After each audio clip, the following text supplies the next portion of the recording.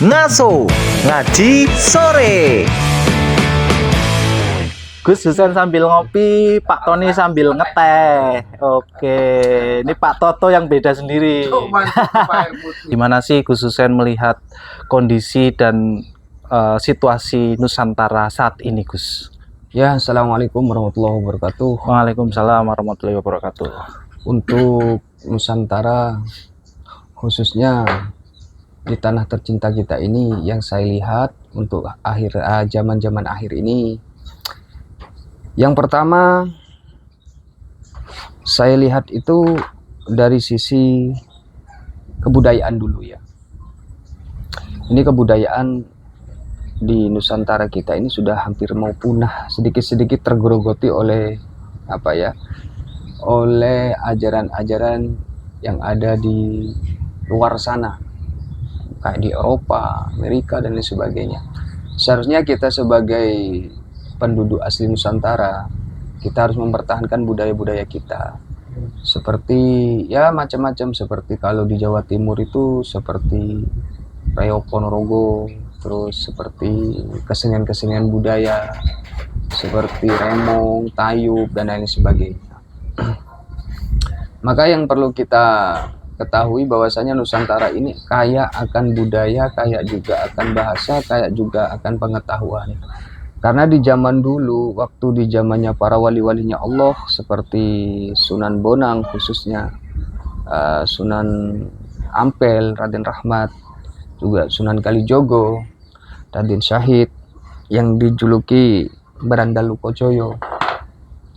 Itu mereka sebelum ada alat-alat musik seperti gitar itu kan, yang sudah modernitas seperti sekarang ini, itu para wali-walinya Allah, para pejuang-pejuang itu sudah mengkolaborasikan antara bagaimana kita mendawamkan dakwah, menyampaikan sesuatu keagamaan kepada umat, kepada masyarakat, yang dimana masyarakat itu tidak jenuh sehingga ada nilai-nilai seninya di situ.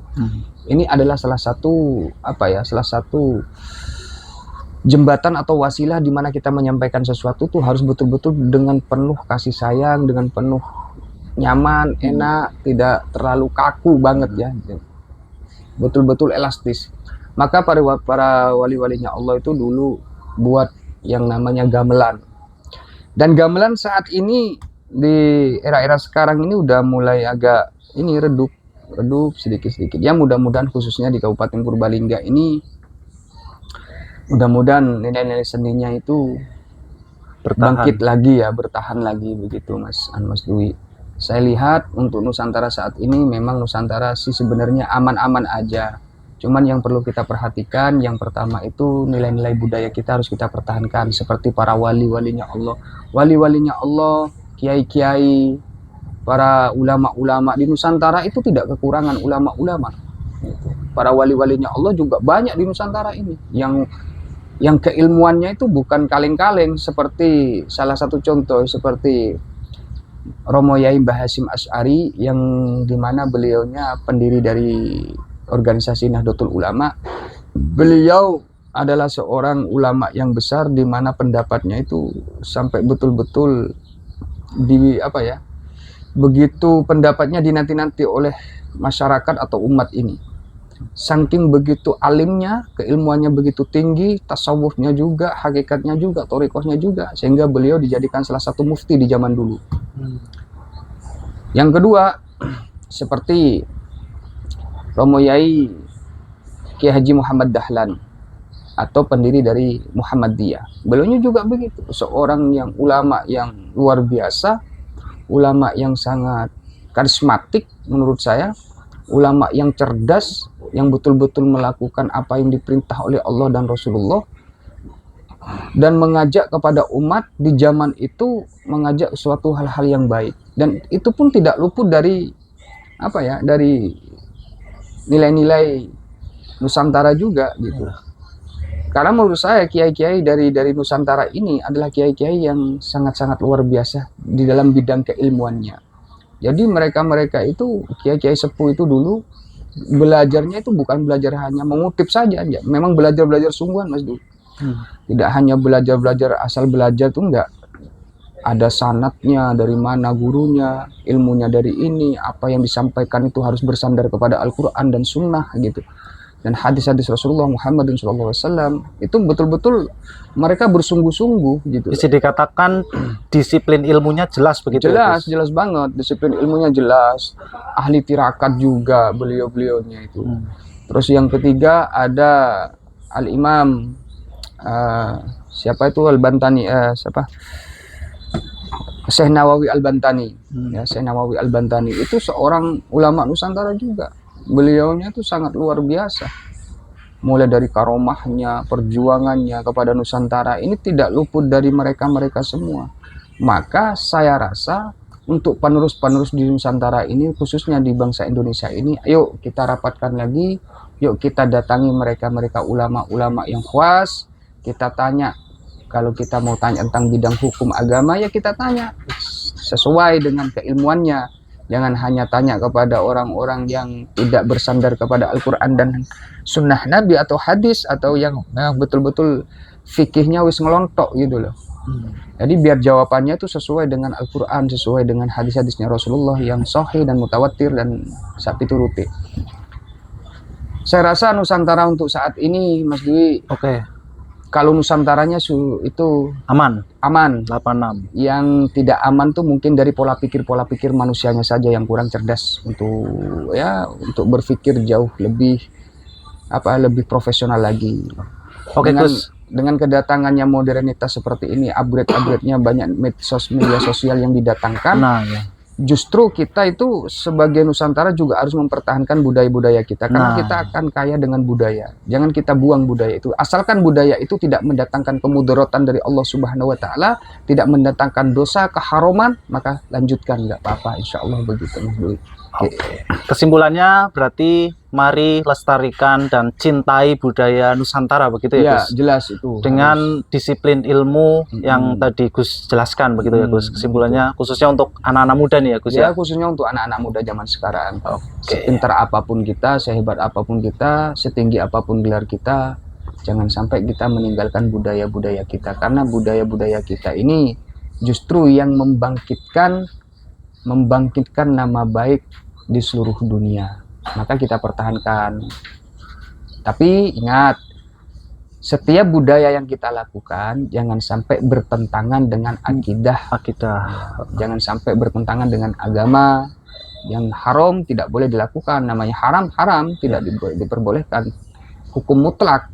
Karena hukum itu didatangkan kepada kita itu bersandar kepada perbuatan, bukan kepada bendanya. Apa sih hukumnya? Hukumnya itu apa itu? Kenong apa jenenge? Kenong ya. Apa hukumnya? Ndak ada, kan ndak ada hukumnya. Kalau kenong itu diambil terus diciprok ning ndase wong, ya hukumnya itu dosa, haram. Jadi hukum itu terletak kepada perbuatannya, bukan kepada bendanya. Itu di dalam salah satu ajaran dari Rasulullah Muhammad SAW. Maka belajarlah terus sehingga kalau kita udah betul-betul mempunyai ilmu yang mapan, ya, maka setiap apapun yang kita pegang itu penuh dengan ilmu, Mas. Penuh dengan ilmu, enggak sembarangan, gitu, Mas. Kita geser ke Pak Toto nih, sedulur Wiryatirta. Tadi ngomongin kebudayaan, Pak Toto. Apa sih hasil budaya yang Pak Toto ketahui di Nusantara? 3 saja, sebutkan Pak Toto. Hasil budaya Nusantara. Hasil budaya Nusantara. Kalau tadi sempat diulik sama Gusnya itu salah satunya adalah alat musik. Gamelan. Selain itu yang Pak Toto ketahui apa nih? Ya, sebangsanya wayang kulit. Wayang kulit, ya. Wayang golek. Terus banyak daerah-daerah lain juga memberikan sumbangsi yang sifatnya dengan kebudayaan yang tinggi. Cuman sayangnya di situasi seperti ini mereka sedang tipis akhlaknya. Nah, itu yang perlu digarisbawahi berarti Pak Toto. Yang jadi mana akhirnya budaya-budaya itu sendiri pun akhirnya sedikit mengalami pergeseran. Ya. Jadi kuncinya semua itu ya akhlak memang. Ya. Oke, ngomong-ngomong akhlak dan ngomong-ngomong pergeseran nilai-nilai di dalam kebudayaan nih Pak. Kan tadi Pak Toto menyebutkan salah satu contoh hasil kebudayaan itu wayang kulit. Nah, kasih info ke Sedulur Wiryatirta Pak. Kira-kira nilai-nilai apa sih yang terkandung di dalam wayang kulit yang sesuai dengan akhlak-akhlak keagamaan? Nah, di sini kalau mereka-mereka yang kebetulan lahir di tahun-tahun lalu, Ya, itu kebanyakan tahun-tahun lalu ya Pak. Oke. kebanyakan itu kan apa yang dihantarkan melalui wayang, jalur ceritanya itu kan mengenai keimanan, Keimanan. akhlak seseorang, Ya. perilakunya. Perilaku terutama. Ya. Nah, yang akhirnya ini belakangan ini mengalami Bisa dikatakan krisis nggak Pak? krisis, Krisis, ya. krisis banget. Karena kenapa? Jalur cerita wayang sekarang ini atau golek sekarang itu sudah melenceng dari pakem yang Pakem. Nah, itu yang perlu digarisbawahi berarti ya Pak Toto. Ya.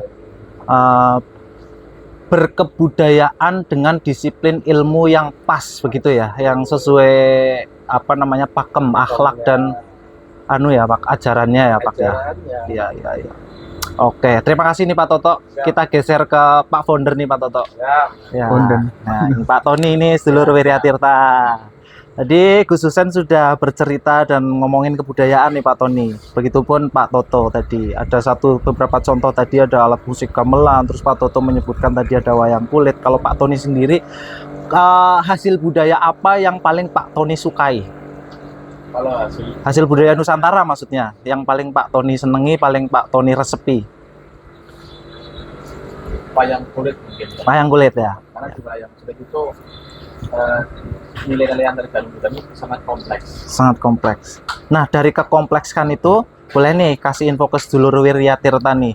3 saja Pak. 3 nilai-nilai yang terkandung di dalam wayang kulit. Satu mungkin seperti yang Pak Toto bilang, Ya. itu mengajarkan tentang boleh dikatakan itu ada sopan santunnya. Sopan ya. santun, ya. Adab ya Pak. Ada pada Ya. semangat apa segala macam, menghormati orang tua, adab dan segala macam. Ya. Terus Pak, keistiqomahan. Iya, keistiqomahan itu juga Nah, masuk istiqomah itu berarti bisa dikatakan konsistensi ya Pak Toto. Betul. Iya. Iya. Betul sekali. Iya. Iya, iya, iya. Oke. Berjalan pada jalurnya. Berjalan pada pakemnya ya Pak, pada alam. Namanya tauhid gitu kan. Tauhid ya Pak Gus. Oke. Selain wayang kulit ada lagi nggak Pak yang paling disukai sama Pak Tony hasil kebudayaan Nusantara? Kalau yang disukai secara intinya mengandung Pesan, nilai, kompleks ya wayang kulit. wayang kulit ya. Sudah apa ya, sangat kompleks. Kalau musik Pak, kayak tadi yang Gus sampaikan gamelan kayak gitu, Pak Tony suka Pak? Suka juga Suka, karena ya? gamelan juga teman wayang kulit, Kulit, kan ya. Nggak jauh lari dari gamelan. ya. Makanya kalau wayang kulit tadi kompleks. Kompleks. Semuanya Kompleksitas. Masuk. Iya, ada gamelannya, pokoknya semuanya masuk. Oke. Ada pesan-pesan moral juga. Ada pesan-pesan moral. Oke. Oke, kayaknya sampai di sini dulu Sedulur Wiryatirta. Sudah 15 menit obrolan ngaji sore barengan sama Gus Husen, Pak Toto dan Pak Tony. Gus Husen, Pak Toto, Pak Tony, saya mengucapkan terima kasih yang setulus-tulusnya. Kita tutup bareng-bareng dengan slogan Wiryatirta. Oke. Oke? Wiryatirta, Bismillah, Alhamdulillah, untuk Alhamdulillah. Terima kasih Pak Toto, Gus Husen, dan Pak Tony. Rahayu. Wiryatirta, Bismillah, Alhamdulillah, untuk Alhamdulillah.